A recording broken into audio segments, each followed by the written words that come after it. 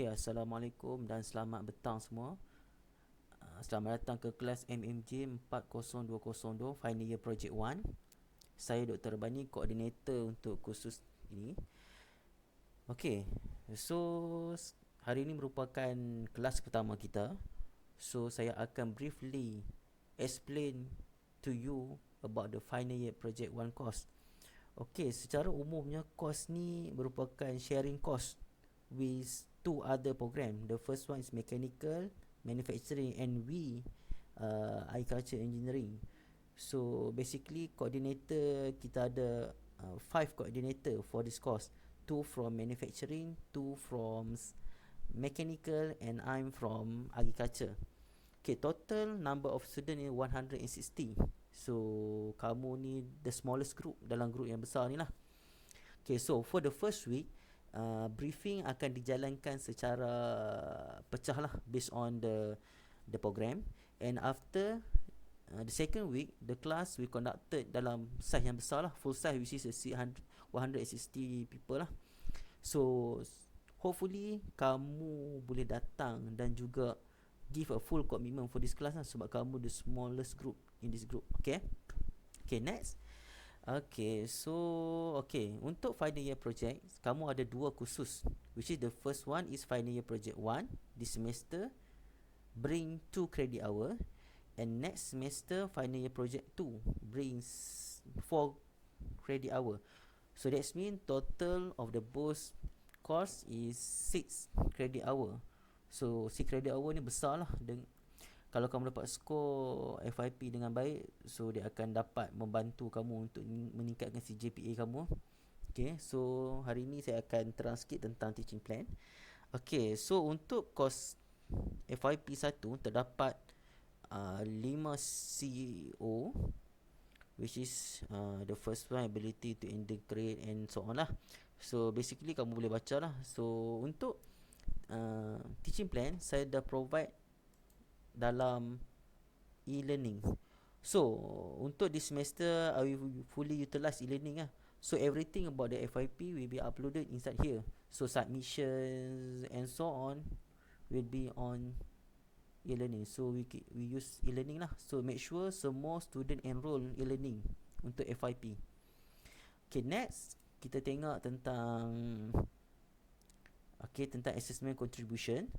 So untuk FYP, no final exam and 100% is continuous assessment, which is depends on thesis dan juga presentation dan juga work lab kamu lah. Okay, and next, this is the important thing.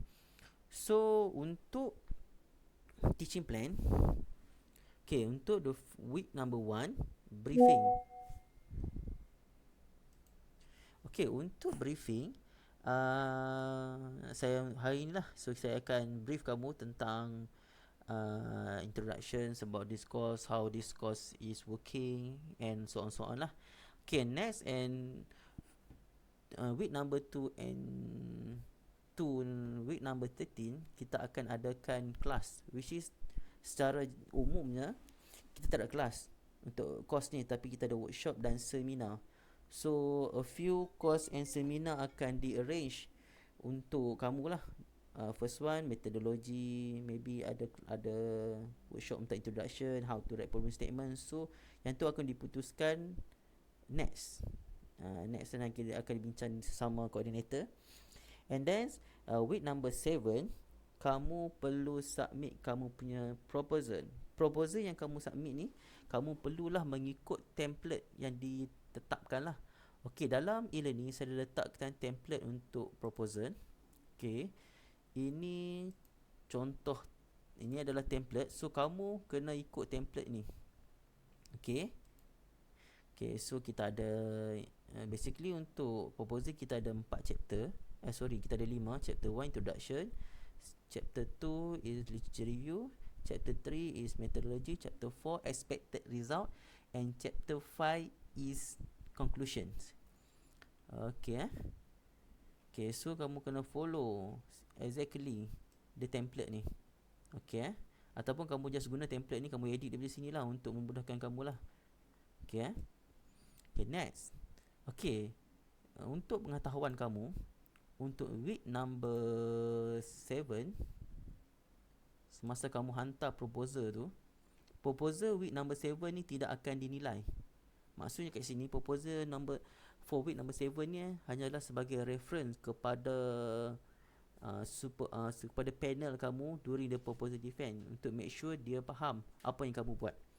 Okay, so and week number 10 kita akan ada proposal defense. So during proposal defense ni panel akan datang lah untuk evaluate kamu. So untuk evaluation proposal defense ni, kita hanya evaluate presentation kamu sahaja, based on presentation kamu. So dalam proposal defense ni, kita ada sediakan rubrik kepada panel. Okey, kat sini saya ada letakkan tentang rubrik. Kamu boleh refer sini. Okey, this one rubrik for Viva. Okey Okey, so dalam dalam sesi presentation ataupun Viva tu, dia orang akan evaluate kamu lah tentang introduction, explanation, method lecture review, methodology, slide, answer Q&A and so on lah. Okay. So this one akan dievaluate hanya based on that day. So proposal yang kamu hantar minggu 7 hanya sebagai rujukan sahaja.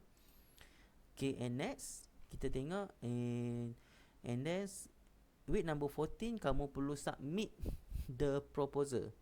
Okay, for yang ni number 14 ni adalah final. So panel yang sama evaluate kamu, yang komen kamu punya proposal atau kamu punya project dalam week number 10 tadi tu, akan tengok balik proposal yang full. So proposal ni akan diberi markah.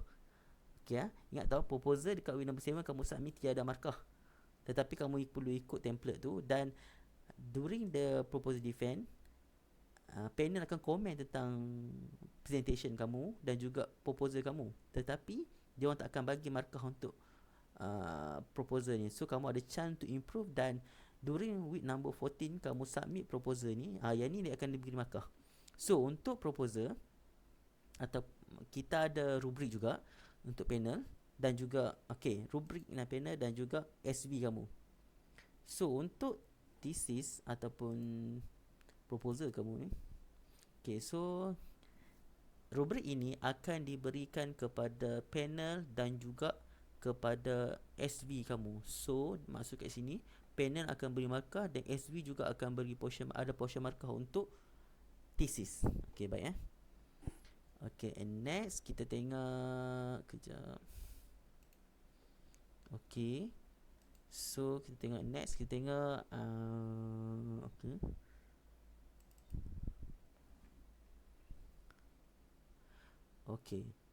so itu selesailah tentang perjalanan kos di semester. Very simple.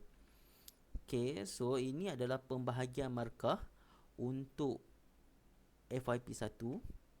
Dan kita tengok sini CO number 5 ada project management. Okay, project management ni akan bring 5 marks kepada total 100% mark ni. Okay, untuk project management ni kita ada rubriknya.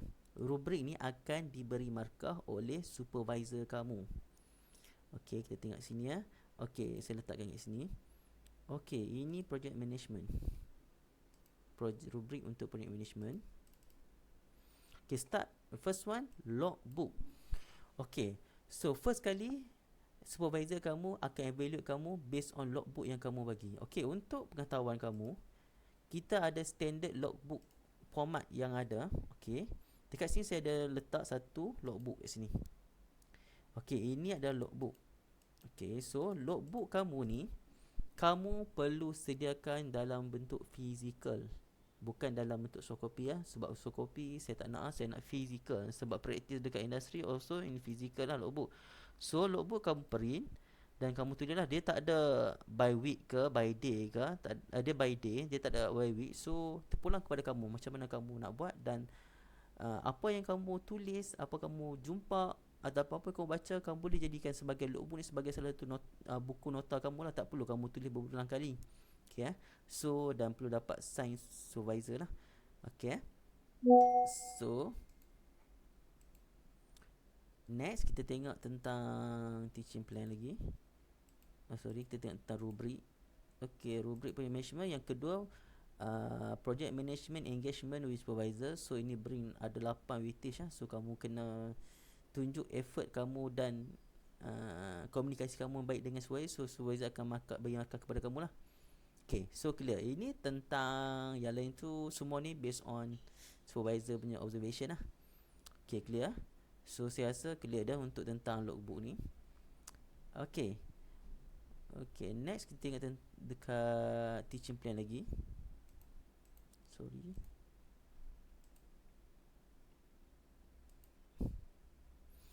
Next kita tengok so that's all for the assessment component. Ini summary. Report is 70%. So masuk kat sini 70% kamu punya markah bergantung kepada report kamu, which is report ni separuh daripada 30% daripada supervisor, 35% lagi daripada panel. Panel ni akan kongsi 2 panel. So 17.5, 17.5. So Viva daripada panel, project management daripada panel. So kalau kita boleh tengok dekat sini secara rangkumannya, 50% daripada markah FYP ini akan diberi oleh SB dan 50% lagi akan diberi oleh panel. So balance lah. So agak tinggi lah markah yang diberikan SB. So kamu kena buat lah macam mana yang SB kamu nak lah. Next. So habis tentang teaching plan. Kita back to the e-learning. Sebagaimana saya inform dalam WhatsApp group yang sebelum ni, kamu perlu isi satu form. Form ini adalah accepted form untuk buat FYP lah. Ada kat sini title, student name, code SV, ni nama SV. Kalau ada code SV, tulis SV dan program. So kalau saya nak kamu dapat chop official daripada SV kamu, dan juga saya akan chop di sinilah. Untuk yang supervisor ada lebih daripada satu orang student, kalau saya minta satu orang je. So kalau ada 2 orang student, dua orang lah, tajuk berbeza lah. So untuk proposal ni, untuk acceptance letter ni, kamu perlu submit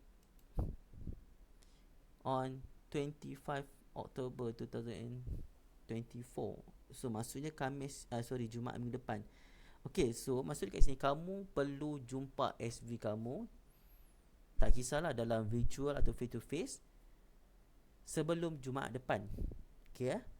So sebarang if saya tak terima this form dalam Jumaat depan, so dimaksudnya kamu tidak berminat sama FYP dan kamu perlu repeat. Untuk FYP, pengetahuan kamu, FYP kita tak ada FYP 1 untuk sen depan. So di estimate kamu kena extend lah setahun untuk buat FYP saja. So saya nak kamu hantar based on the due date ni, untuk mengelakkan perkara-perkara tidak diingini berlaku lah. So make sure this week ataupun next week kamu perlu jumpa SV kamu. Next kita tengok dekat sini juga saya letakkan changing title and supervisor form. Dekat sini untuk projek yang perlu tukar title ataupun perlu tukar SV, kamu perlu isi this form. This form ni memang available sepanjang semester ni lah, sebelum minggu ke-14 lah. Kamu kena submit this one kalau if kamu nak tukar tajuk ataupun tukar SV. Contoh tukar SV ni, mungkin SV kamu beranak ke, kamu tukar kepada new SV, ataupun SV kamu cuti sakit ke, ataupun berpindah ke. So kamu kena isi form ni dan submit dekat sini. Saya ada sediakan dekat sini, submission changing title and supervisor. So saya rasa itu je untuk kelas pertama saya, brief view tentang this FYP project.